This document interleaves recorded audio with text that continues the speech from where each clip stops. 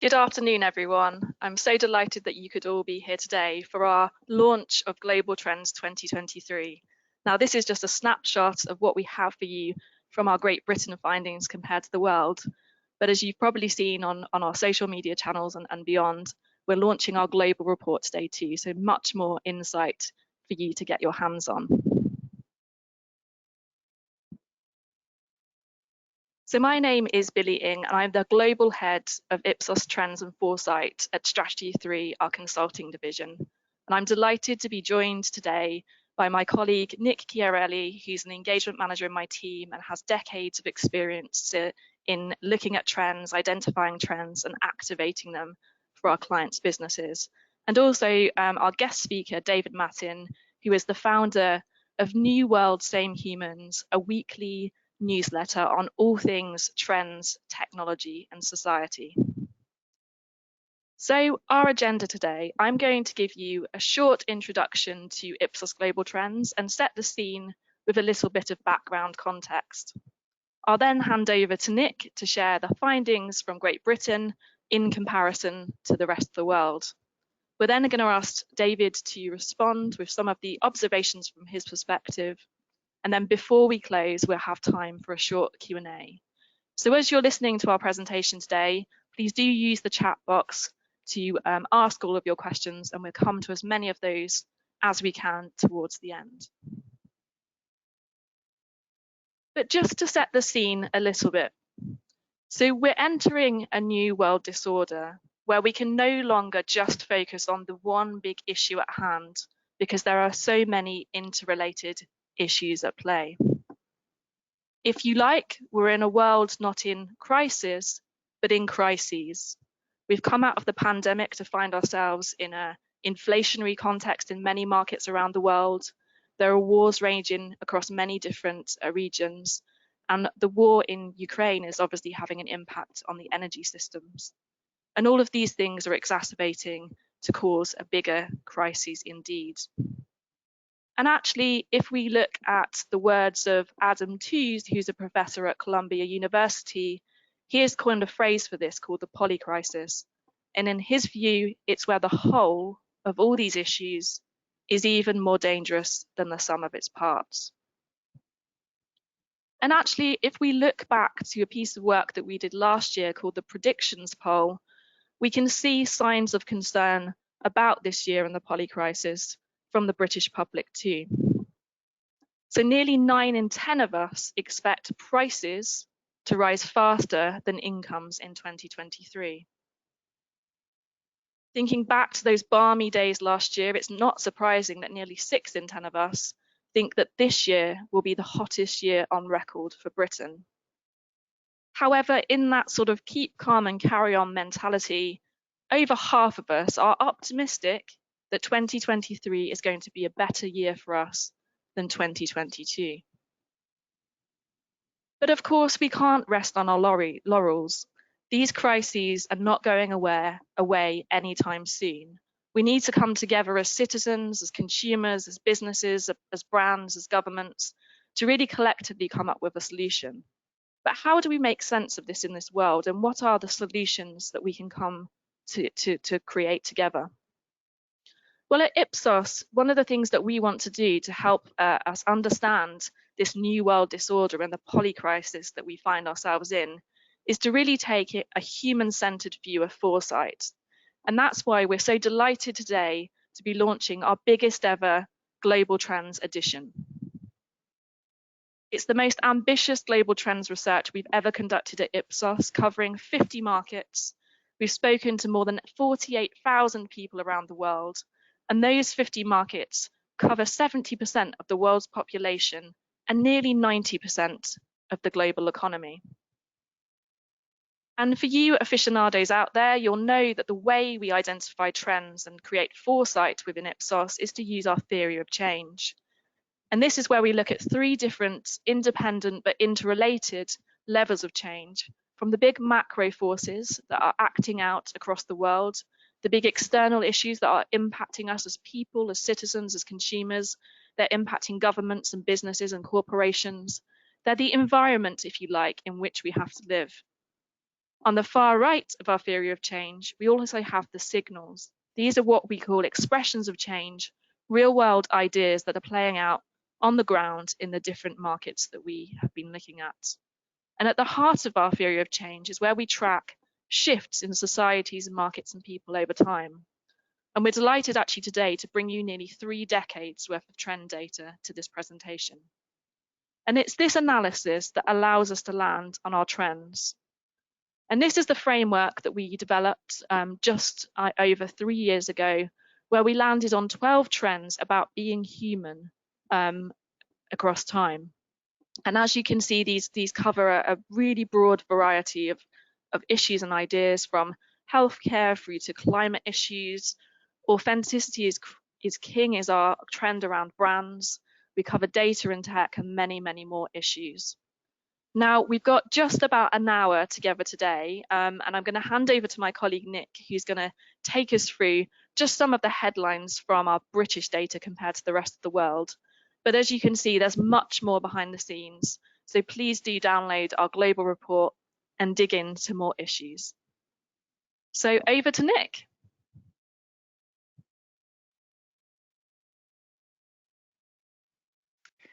Thanks, Billy, and hello, everybody.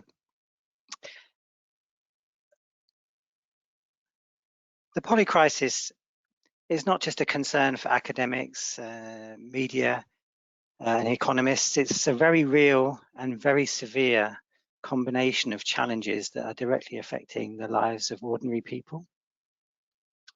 And whether you're a commercial organization or part of the public service sector, it's absolutely vital to understand the way that these pressures are affecting the lives of ordinary people if you're to develop appropriate responses. Today, we'd like to think about how the polycrisis is driving change in different ways. We'd like to look at how it's driving long-term change versus short-term change. We'd like to look at how it's driving change in Britain, but recognize that Britain's part of the world and understand how the changes we see in Britain compare to the changes we see elsewhere. And as we do both of those things, we'd like to think about, ask you to think about, what challenges and opportunities lie within these changes. So when we think about change, it's often assumed within our world that change happens at the attitudinal level and at the behavioral level, and that values are somewhat immune to change, or that if they do change, they change rather slowly. And by and large, that's proven to be true, but we believe there's evidence now that the polycrisis represents such a profound disruption to life that it's actually starting to drive values change as well. So we've got a few examples of this to share with you. So firstly, we'd like to look at the idea that people want the pace of their life to slow down. And we'd like to start by looking at the 30-year period from 1990. I mean, that 30-year period has been a time of huge societal change, massive technological innovation, disruptive, world-shaking events. And yet, despite all of those things, all of those changes, the desire to slow down the pace of life was relatively unaffected. It just changed by 4 points, went up from 49% to 53% across that whole 3 decades of momentous change. But then if we fast forward and think about the time since the start of the pandemic, so looking from sort of 2020 onwards, just 3 years, what we're seeing there is that a value that was fundamentally nearly unchanged across 30 years of huge change has suddenly changed radically. It's gone up 9 further points just in those 3 years. The pandemic and the other parts of the polycrisis have really driven a desire or a feeling that life's out of control and that people want to slow down the pace of their life. Another example, the fear that technological progress is destroying our lives. And again, we see that a value that was more or less unchanged across the best part of 30 years, again, has surged forward up 10 points to 58% of the British public who now feel that technological progress is destroying their lives. So the polycrisis is clearly impacting our relationship with technology, and not necessarily in a good way. And lastly, just of these examples, we look at the way that people define fulfillment in their life. The idea that fulfillment is all about achieving a prominent position in one's chosen career, whatever that might be. And again, we see a similar sort of pattern. We'd seen literally no change in 30 years. It was flatlining at 31% of the British public who felt that way. Suddenly surged ahead 7 points in just 3 years. So we get this consistent idea that in some cases, the polycrisis represents such a profound disruption that it can change things that we thought were unchangeable, were a fixed part of British society.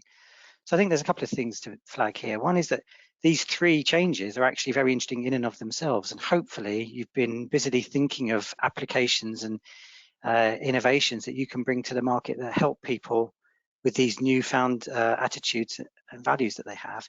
But also it's a bigger idea, the idea that because the polycrisis has driven change in something where we previously saw very little, I think it sort of should start to question our notion of what's fixed and what's mutable, to make us question our assumptions about what the British public is like and make us need to have to kind of check before we act on those assumptions because they may be flawed. Okay, so let's move on and we'll think now about our global trend survey, and we'll think specifically about some of the trends that we're seeing in Britain and further afield. I want to talk about 4 key things today, bearing in mind, as Billy said earlier, this is just a snapshot of a much larger piece that's now available for you to download and absorb. But the 4 things I want to focus on are the consequences of the economic uncertainty and the cost of living crisis, the continuing climate emergency, the role that there is and needs to be for businesses to help bridge the gap between where the public is at and where governments are at. And then lastly, to update you on the sort of latest when it comes to the tensions between global and local. Okay, so firstly, let's look at the economic crisis. Well, you won't be surprised to know that when it comes to Britain, the news is somewhat gloomy. The IMF characterised this by saying that Britain was the only one of the G7 economies that they forecast would shrink during this year. All the others they forecast to have growth, albeit very small growth, but all of the others they forecast to have growth, and they thought the British economy would shrink by 0.6% this year. But how does that play out in the minds of the public? Well, we asked people all around the world, these are our 50 markets, by the way, we asked people in all those markets how they were doing, financially speaking, giving them the options of saying that they were comfortably off, just getting by, or finding it very or fairly difficult to get by. And here you see the numbers of people around the world who say they were finding it very or fairly difficult to get by. And you can see a massive range across the world. So from Kenya, where many people are really struggling, to China and Vietnam, where relatively few are. On average, across the 50 markets, 34% of people are struggling. But in the UK, which we're told by the IMF is in a very poor position compared to everyone else, only 22% say they're struggling. So that clearly is a slight paradox here, and it makes us ask why. Why is that going on? Well, one of the reasons we think is a sort of lag effect. I mean, it's quite common. We've tracked this across the decades, and we find it quite commonly that public responses to economic downturns lag the economic situation by several months. So here we have data that backs that point up. Some 60% say they're concerned about the rate of inflation, but only 41% are concerned about their own personal disposable income, a sort of reality gap, if you like, of 19%. As I said, we often find this, it takes some time for the sort of headline economic metrics to work their way all the way through the system and really hit people in their bank accounts. But there can be other reasons too. I mean, of course, individuals can have quite legitimate reasons for feeling that they're immune from what's going on.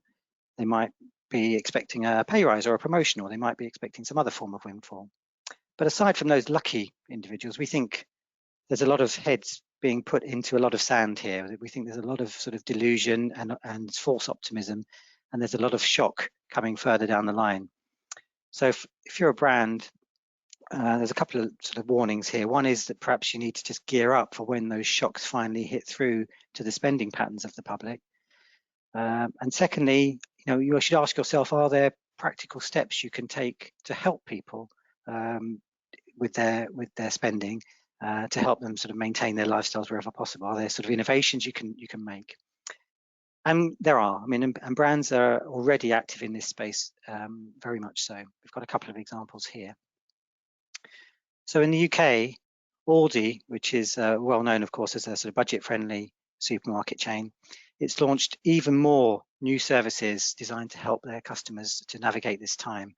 So they're publishing regularly hints and hacks about money-saving habits. They're issuing budget-friendly recipes, even sort of meals for a pound, taking the lesson of Mr. Anderson, the MP.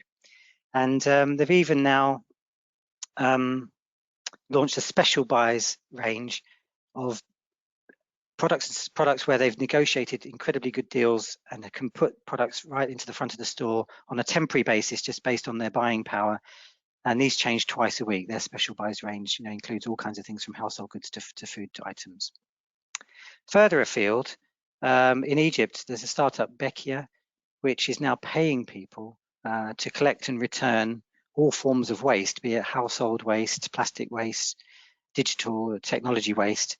And the more that they return, they're directly recompensed straight through into the Bekia e-wallet. So just a couple of examples, but again, brands can help by innovating in their product and service mix. Okay, the second of the themes we want to address is the climate crisis. So again, we have to start with some rather grim news. The UN Environment Agency published a report just at the beginning of the year in which they highlighted their analysis of all the pledges for emissions reduction efforts that have been made by major corporations and at national levels around the world. And they felt that even if all those pledges actually were enacted by 2030, they still wouldn't be enough to keep temperature rises to the 1.5 degrees level that we need to see. And even if they were enough, they aren't being enacted quickly enough or consistently enough. So in their words, they felt there was no credible pathway to limiting temperature rises to the 1.5 degrees C level that we need to hit if we're to avoid particularly devastating environmental consequences. When it comes to the public, there are positive signs and also some worrying signs too. So when we look around the world, we find roughly 8 in 10 globally, and also in Britain. And by the way, globally here is not the 50 markets, it's a subset that we've covered in every single wave of our global trend study for the sort of methodologists out there. 8 in 10 agree that we're heading for environmental disaster unless we change our habits quickly. So that's the sort of good news, people are getting the message. But on the other hand, it's dipping. It's actually dipped slightly over the last couple of years, and that is worrying. And clearly, I mean, the reasons for the dip you can speculate on. It could be that people are just tired of a constant deluge of negative climate stories in the media. It could be their priorities just lie elsewhere, with a significant cost of living crisis giving them a lot of cause for concern. But whatever it is, it's a concern, and we need to act together to ensure that it gets back to the levels it should be at in order to drive through the kind of behavioural changes that we as a planet need to see. And again, you see plenty of innovation in this space. Just a couple of examples here. In the UK, Tesco has announced that it's now going to recompense its senior executive board in part on the company's performance on sustainability measures. So the way that they get bonused and recompensed is going to be tied directly into targets within the broad ESG world. So some sustainability specific targets like reducing food waste and reducing emissions, and others that are more to do with social and governance issues. So ensuring that there's full inclusivity and representation and diversity across the business. So actually getting it directly into performance targets of senior executives is one way they believe to drive real change through the business. And then on the right, in the fashion world, which sort of even recognizes itself as not having a great sort of set of credentials when it comes to sustainability, brands are acting. This is just one example from Valentino, and they identified their website as a particular cause for concern, and they've instituted a partnership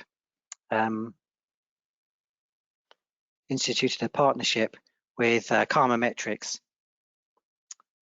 which is all about understanding the emissions associated with their website and making transparent and public the benefits of changes that they make to their website to reduce those emissions.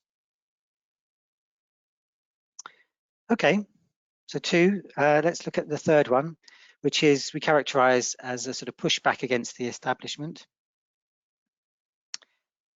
So the Carnegie Endowment for International Peace tracks this kind of thing. They've identified 400, in their words, significant anti-government protests since 2017 when they started doing this in 132 countries around the world, 28 of them currently active. And they include some of the candidates that will have sprung straight into your mind when I mention this. So things like Just Stop Oil, Eat the Rich, and even the sort of strike action by various public sector workers in various places. So clearly there's a lot going on at the protest level. But actually it's not just about protesters and activists who are the sort of sharp end and the visible front end of all this, if you like. Ordinary people too are starting to express their dissatisfaction with what's working or not working in society. So 79% of Brits feel that the government and public services just won't look after them in the future. Only 30%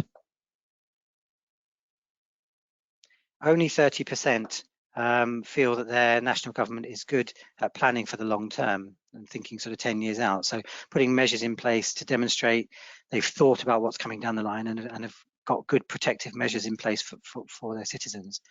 And the fact that people don't express a sense of confidence in the government to look after them in this way means two things. One is that they feel more pressure to be self-reliant, to find solutions for themselves and to share those solutions amongst their networks. But secondly, that there is an opportunity for brands to step into the gap. There's a real feeling that people want brands to step into this space. People want brands to adopt and support causes and issues, not just in words, but in deeds too. And there's evidence that here that people are even, they say, willing to express their support for brands that do that by paying more for them.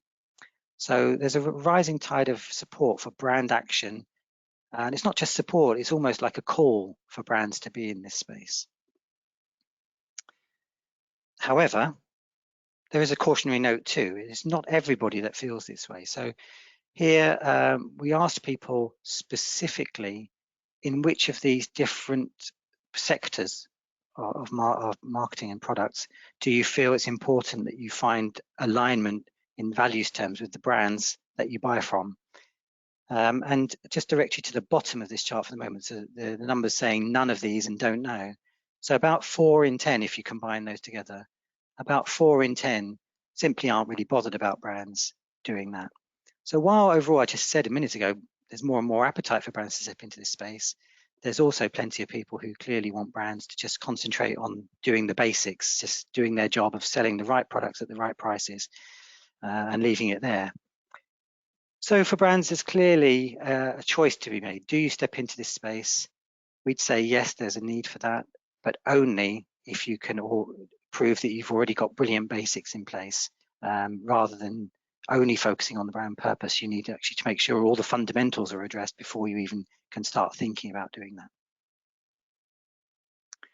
So again, a couple of examples here to sort of share with you in terms of what people are already doing here.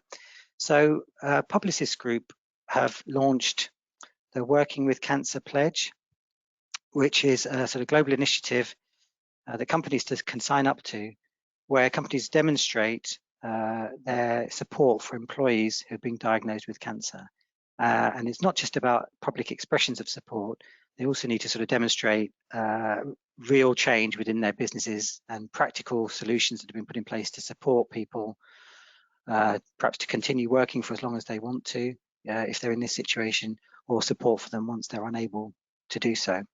And a huge number of companies have signed up to this already. Nestle, Unilever, Mondelez, AXA, and Ipsos too, actually. So companies are supporting this, and the real lesson here, I think, is not just to be active in this space, but to be doing more than simply talking about it, showing that you've actually got practical measures in place to support people and to make their lives better. In France, there's a different example, which is all about supporting local manufacturers. So Monoprix now has a range of products under the banner of its not very far, pas très loin, excuse the pronunciation, but supporting local producers and shortening the distance from field to customers. Okay, so the last of the 4 stories that we really wanted to share with you today is all about the crisis of tension between global and local, and I'll talk about what I mean specifically about the tension in a moment.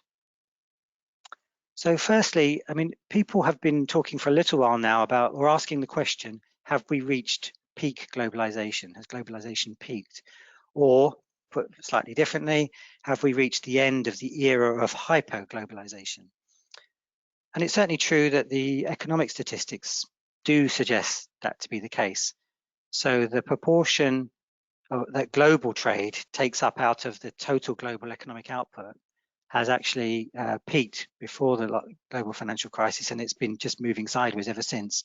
So the economic numbers suggest that actually, yes, that is the case in pure sort of economic trade movement terms, that yes, we maybe have seen the peak times of globalization past. And from a political point of view too, there's also support for that idea when we see increasing examples of countries who are sort of stepping away from global and long distance relationships and prioritizing their local populations, local businesses, regional efforts rather than global efforts, and trying to sort of build local resilience rather than the sort of reliance on global supply chains and global relationships. So here's just a few examples. The US causing increasing tension with China over its decision to ban the export of certain types of computer chips that China needs if it's to meet its published aims of becoming the sort of global AI and superpower, if you like. So the US sort of pulling back from that and sort of trying to protect its own AI and supercomputers businesses. Separately, also creating tension with the EU. US recently enacted the Inflation Reduction Act, part of which was to give tax credits to businesses that assembled and manufactures products locally within the US. So clearly making the situation very difficult for European exporters wanting to export into the US. So that's creating real sorts of tension with the EU. And then lastly, in the sphere of science, the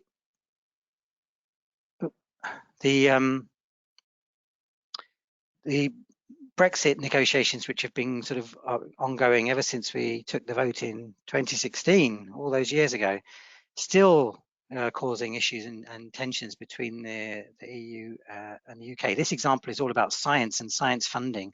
So Horizon Europe is a funding body that gives grants to scientists wanting to undertake groundbreaking research, and it was decided that the UK could still participate in that as an associate member, but because of the long protracted discussions about the sort of Northern Ireland protocols, that's been on pause. So UK scientists have just been prevented from getting the funding that they need, and that's just another example of this sort of tension that we see on the global stage.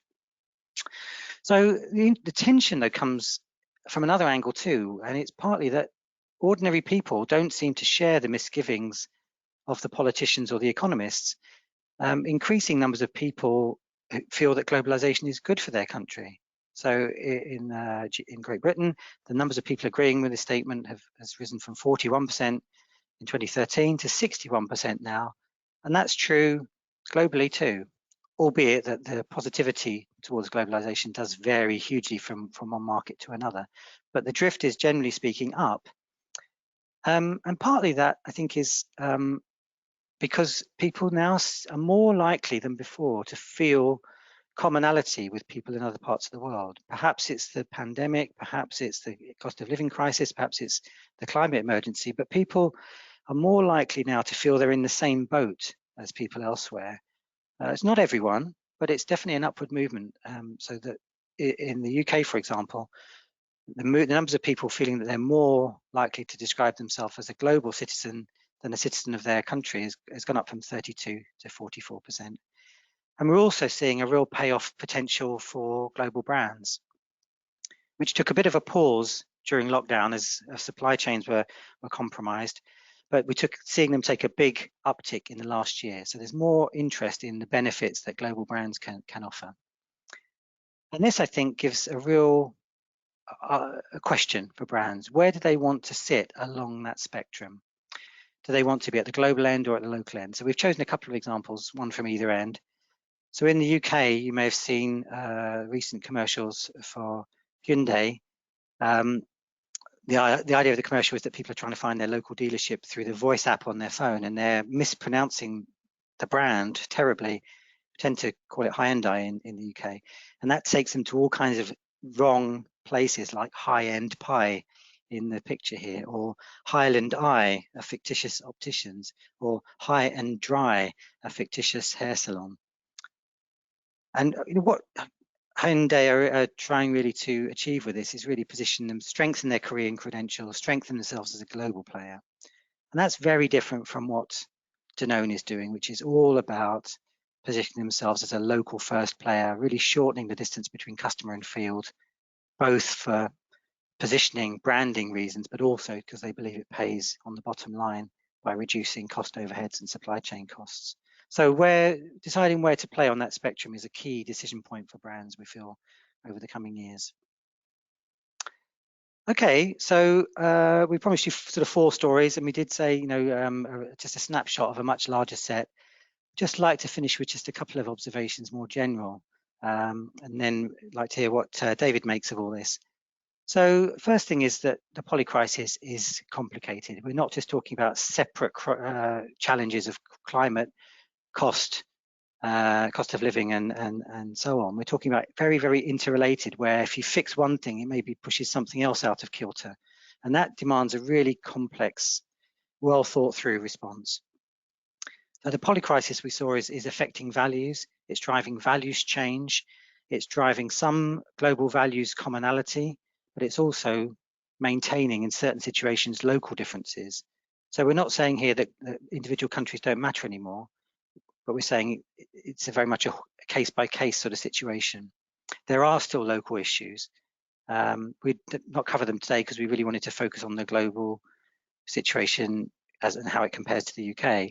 But in the UK, there's lots going on too, and the same is true for all the other markets that we cover. I mean, in the UK, for example, we're seeing much more of a move towards the desire for control of health decisions and outcomes.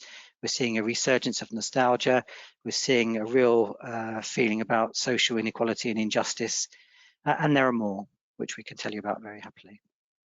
The last thing I'd like to leave you is that this is a complex solution. It demands multiple solutions from multiple actors. It needs brands, governments, and individuals to all work together to address these crises. And before taking any decisions for any of these, we'll need a really well-rounded view of what the future looks like.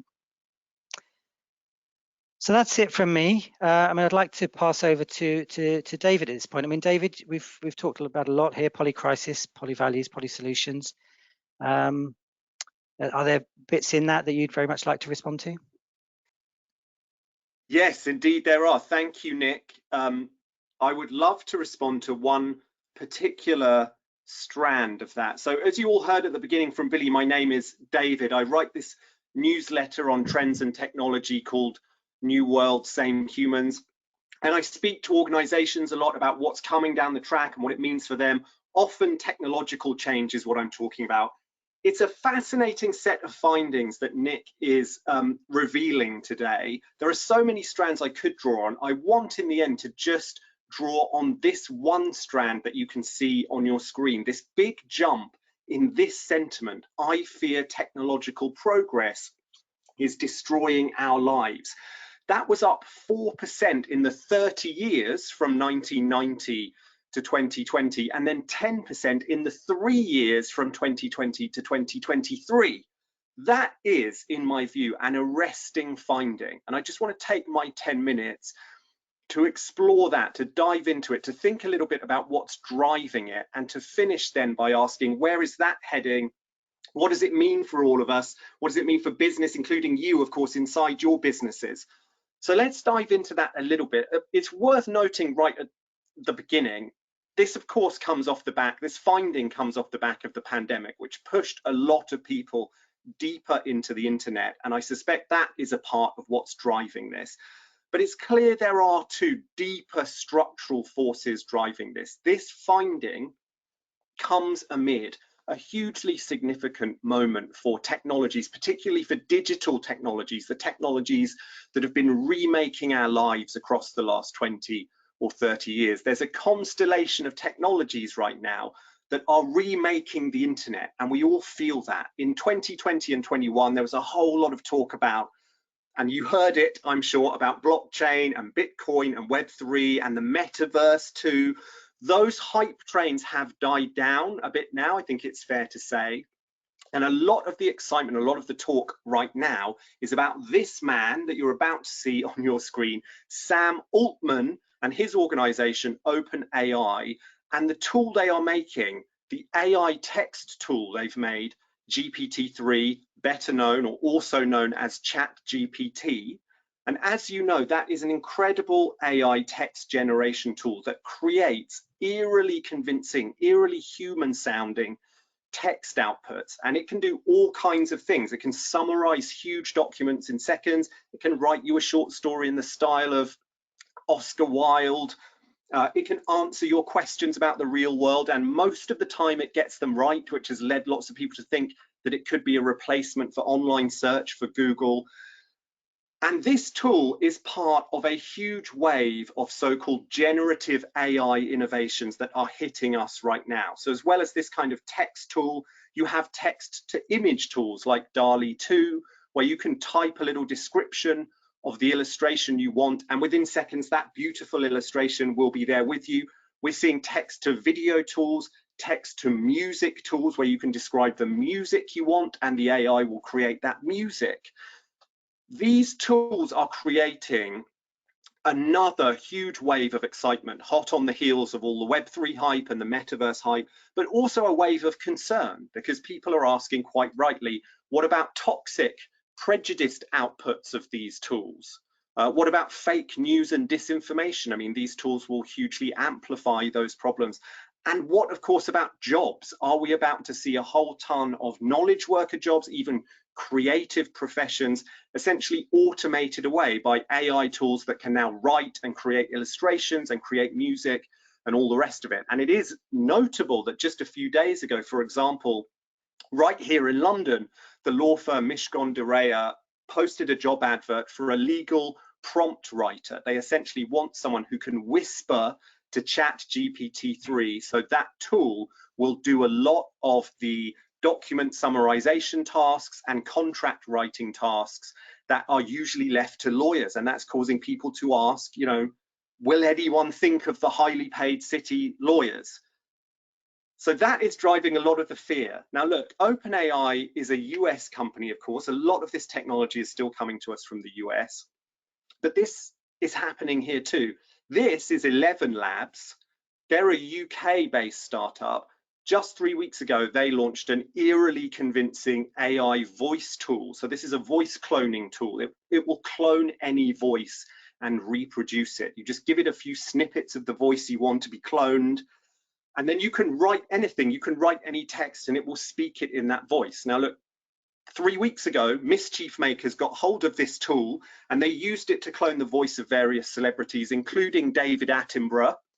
They sent David Attenborough on a sweary rant about climate change, if you can believe it. That was too much for the people at 11 Labs. They would not allow David Attenborough to be used in that way, and I'm sure the British public would agree. So they withdrew the tool, or they at least made it a lot harder to access. And they're now actually creating a tool that will allow us all to detect AI voice clones. And in that little story, I see a microcosm of the far broader story, the bigger story that we're talking about here, which is this feeling that technology and technological progress is taking something away from us or is making the world actually worse. Now look, what is that broader story? We're in the middle of a white-hot technology revolution. These AI tools seem to have fast-forwarded us into a future that's, 30 years hence, a future in which AI comes for creative work, comes for knowledge work. You put that together with blockchain and the metaverse, and it's driving a lot of fear and anxiety. These technologies are sort of ripping the world apart and putting it back together, creating new ways of life, new modes of consciousness, I think it's fair to say. And you see a lot of people in this new report saying this: I would like Britain to be the way it used to be. And that statement feels hugely intertwined, of course, with these fears around technology. But look, I mean, we all know this. Britain is not going to go back to the way it used to be. Technology is driving a lot of these structural changes, and it's just not under our control. It's not in the power of any government to fundamentally change this. I mean, you see the US Congress and the EU, and to some extent the British government, trying to get a grip on these issues, but they're really having a conversation about, Web 2.0 internet, about social media essentially, which is now 20 years old. And as we're still trying to get to grips with the implications of all of that, this another huge tsunami of powerful technologies is coming towards the shore. And I mean, I don't say this to particularly criticize legislators or any particular government. I just think this is a structural problem that's extremely hard to solve. It's happening very fast. There's not that much that we can do about it. So look, where is it all heading? What does it mean for us? What does it mean for you inside your businesses? I did promise some answers. Here's my first thought when it comes to answers. We're going to see technology companies, who are the real drivers of these structural changes, increasingly becoming, and this has happened already, but it's going to happen more, directors of social and political policy. They're going to supersede governments in some domains as the creators of our social and political worlds. If you look where we started back at OpenAI, they are also creating a tool that allows us to detect AI created text. So they're creating a tool that will help us essentially solve the problems they are creating. And more broadly, Sam Altman, OpenAI, they talk a huge amount about gradual release. They're talking constantly about releasing their technologies when we are ready, when society is ready for them. So you've gone from a world of move fast and break things, that very famous Mark Zuckerberg slogan, to gradual release when you're ready. Essentially, we are being treated like a 12-year-old who wants his first smartphone. We are being told you can have it when you prove to us that you're grown up enough to handle it responsibly. They have more powerful language models. They have more powerful AIs. They're holding them back because they don't think society is ready for them, which is a very interesting place to be for all of us. We need to think carefully about what that means and how that works. These people making these decisions inside these technology companies are still unaccountable. They're still a tiny number of people. We need to think about what that means for us in the United Kingdom, especially because most of those decisions are happening in the United States, and all of us as a global community too, really. And I think it really is time to ask, do we need democratic leadership of these technology companies? Should we as citizens be able to vote members of the public onto the governing bodies of these technology companies if they're making huge decisions that affect us all?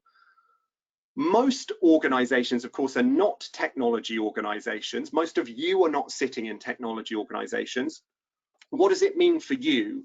Look, I think every organization can think about what this technology revolution means for all of us, what this fear that technology is destroying our lives means for all of us. I mean, this is a whole talk of its own.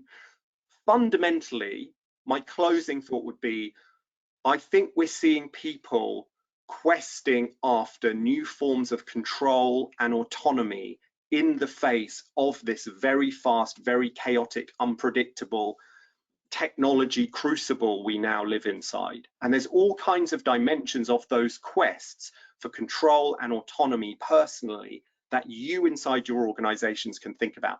I think, for example, this tension between local and global that Nick touched on earlier is such fertile ground here. I think people will be looking for new forms of local resilience. Yes, they're embracing global brands again, they're embracing globalization again to a certain extent, but I think that comes via a lens now of awareness that it's my local connections, local resources, local networks that are there for me when the world falls apart slightly, as it did during the pandemic. How can you be part of that story for new forms of local resilience? How can you get on the ground in neighborhoods and serve local communities in new ways? Skills, I think, are another huge dimension of this when it comes to autonomy and control on a personal level. How can I develop new skills to future-proof myself in a very fast changing economy is a huge question. And there are skills inside your organization that people would deeply like to learn. How can you share those skills with them? And mental well-being, mental wellness too, is a huge part of this. People understand in a new way after the pandemic, which was a mental health crisis, among many other things. That mental resilience and emotional resilience needs to be part of their toolkit in such a fast changing world. So think about those three dimensions. Think about the quests for control and autonomy that people are venturing out on because of this fear that technological progress is unstable and uncertain and can be damaging. We're on this rocket to an uncertain future. We can't get off the rocket. We can't even really change the direction of the rocket unless you're one of a few technology executives. Help people adapt, help people cope would be my message. And with that, I will hand back to Nick. Thanks, David. I think you're actually handing to me, but that's absolutely fine. Apologies. So the room is spinning as much as my mind is actually after those great provocations from you both. Just let me skip back through to our Q&A. So obviously lots of food for thought from both Nick and David there, and thank you for all of your questions that have been coming through on the chat. Interestingly, a bit like the poly crisis, many of the questions are quite interrelated together. So I'm going to start with a question that someone posed around our, it was one of the first points actually, Nick, in your section around future fulfillment in careers. And we saw an increase in that over time. And the question is from Hearst Magazines, they were surprised about the increase in fulfillment and career considering the big resignation, and that seems at odds with our percentage increase. I actually have had some time to reflect on this as you and David have been speaking, and I'd like to offer two thoughts to begin with, if that's okay.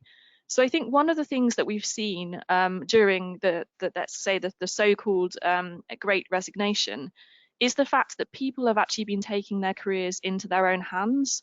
So maybe moving towards portfolio careers, looking for to gain something more from their careers that allows it to sit more strongly with their own value set. And I think maybe specifically in that statement that we asked, it was the chosen career part that maybe has been driving that increase. So that's just one thing to sort of maybe think about. The other thing that I was going to say, and I guess it links to another question that we've got in a second about truth, is that actually our colleagues at Ipsos Carry and Box did a huge analysis of, I think, about 2.5 million employee records. So there are employee engagement, experience, research and consultancy division. And they actually did a piece of work that was released last year. And if anyone is from Carry and Box is on the line, feel free to jump in at this point. But they said that actually they had quite a lot of certainty to say that there was little to back up the headlines around the Great Resignation. And actually it was more of a natural rebalancing of things. So just some thoughts there to answer that question from Hearst Magazines. I don't know if David or Nick, you have any further thoughts on that? No, I think you've summarised it really well. I think a lot of it's around the question statement is around the notion of progress in your chosen career, and I think there's been a definite evolution in what constitutes progress. I mean, clearly we're in a sort of cost of living crisis, so there is an element of needing to pay the bills. But over time, one of the things I've seen sort of previous times is that the people are choosing careers a lot more on the basis of the fulfillment that they get from a values alignment with the employer, a feeling that they buy into the mission and vision of whatever the employer is trying to do. It's not just an old notion of career progress that we might have had 20, 30, 40 years ago, where it's literally about pounds and pence and the sort of job title that you know, that job title inflation kind of thing that you see through a career. It's a much more rounded definition of progress as well now that might be underlying that increase that we see. Thank you, Nick. And linked to this question, something specifically for you, David, that's okay. So you mentioned that people are obviously talking a lot about Chat GPT and similar AI tools that you talked us through.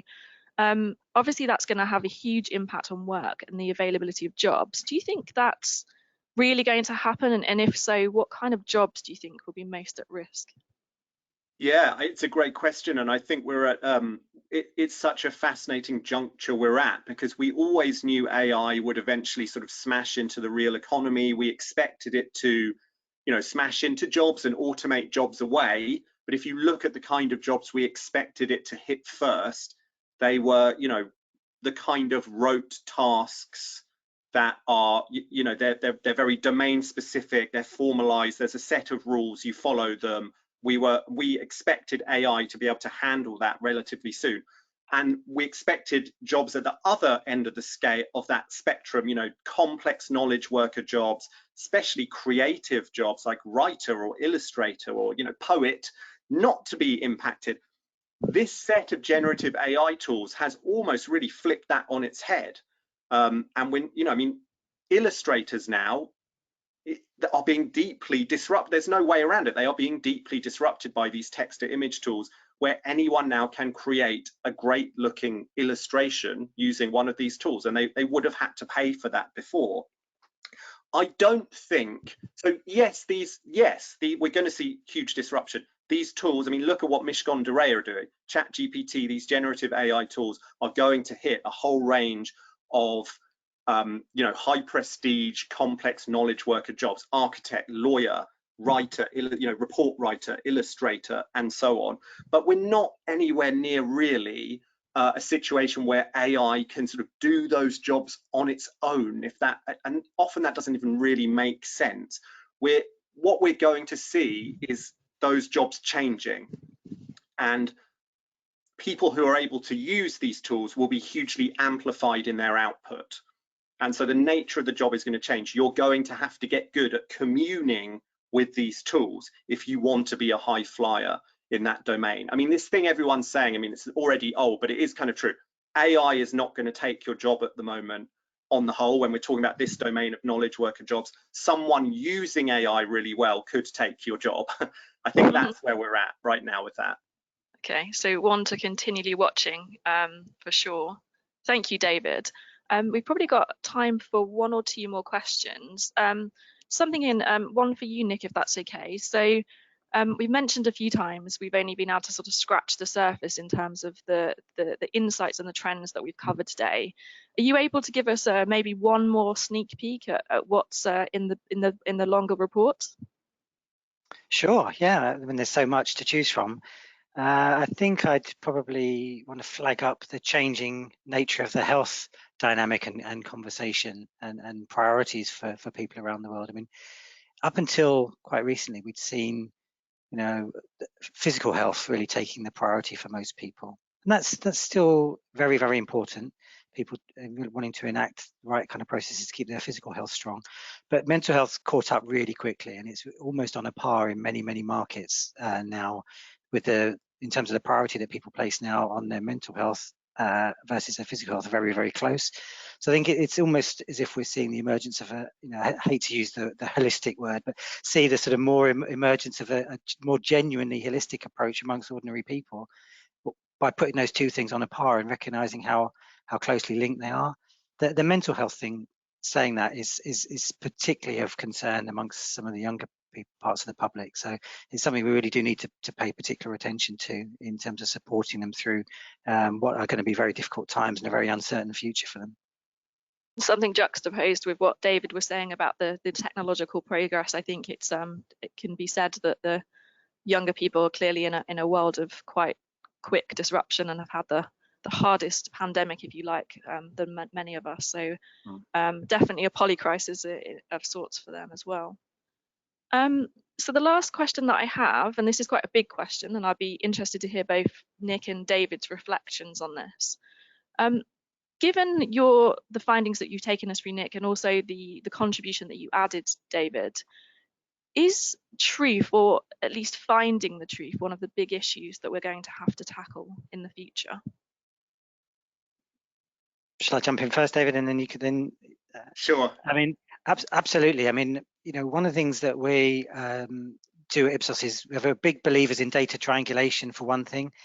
Our global trend survey is the best of its kind, but it's only one data source. So what we're constantly doing is trying to triangulate those findings with as many different sources from as many different types of inputs as possible.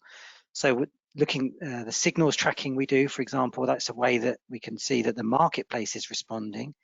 And obviously the marketplace is not always right, but generally the money flows in the directions of need.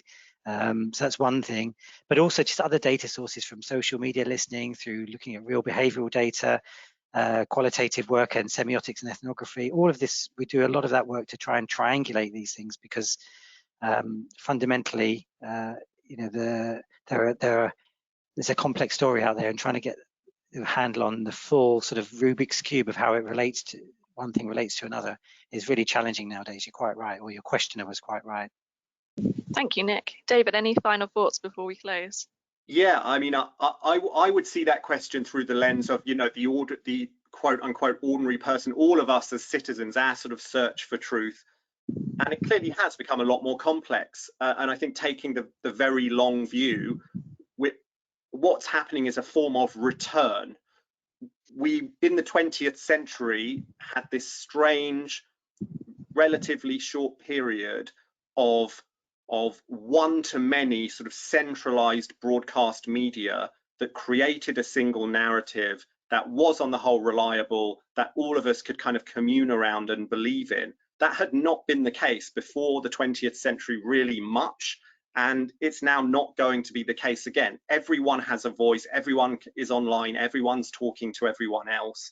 And you just go back to a world where a lot of what you hear is deeply unreliable. There is really no central narrative, master narrative for you to kind of believe in or orient yourself around. And it's much more challenging, but that has been the case through most of human history. And young people who grew up or are growing up in that world find the older world actually the one that's harder to understand. That they instinctively understand a world where you can't just believe most of what you hear. It's fascinating watching it play out. Any organization can think about the role they can play to be helpful to people on that journey. Thank you, David. That's a lovely way to end, to have a think about how we can all help people find the truth. So thank you so much for your time today. Please do go to our website, ipsosglobaltrends.com, and download the full report. And I'm sure there are many more questions that we couldn't get to today, and hopefully this will get you thinking over time. So do contact us at globaltrends@ipsos.com for any thoughts, suggestions, questions, you name it, we're happy to talk to you.